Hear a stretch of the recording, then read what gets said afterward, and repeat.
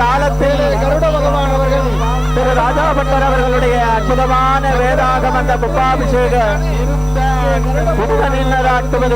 தமிழகத்தில் புகழ்பெற்ற சிவஸ்தலங்களில் ஒன்றான தென்காசி மாவட்டம் சங்கரன் கோவில் அருள்மிகு சங்கர நாராயண சுவாமி திருக்கோவிலில் கும்பாபிஷேக நன்னீராட்டு பெருவிழா 6ஆம் கால யாகசாலை நடைபெற்று முடிந்துள்ளது. அந்த காட்சிகளை தொடர்ந்து பார்த்து வருகிறோம்.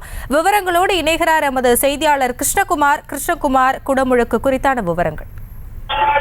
நிச்சயமாக தென்காசி மாவட்டம் சங்கரன் கோவில் அருள்மிகு சங்கர நாராயண சுவாமி திருக்கோவில் தென் தமிழகத்துல மிகவும் பிரசித்தி பெற்ற சிவஸ்தலம்.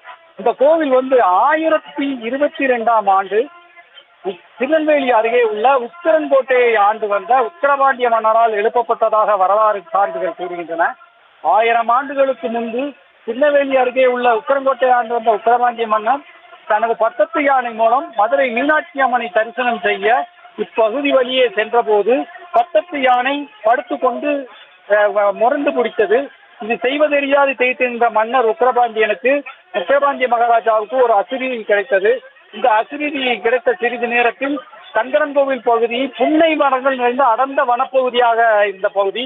இப்பகுதியை காவல் காத்து வந்த மணிக்கிரீவன் என்பவர் மன்னரை சந்தித்து இப்பகுதியில் சிவன் ஒன்றை கண்டதாகவும் புற்று தோன்றியிருந்தது. அந்த புற்றை அகற்றும் போது சிவபெருமான் உள்ளே இருந்ததாகவும் எடுத்து கூறியதை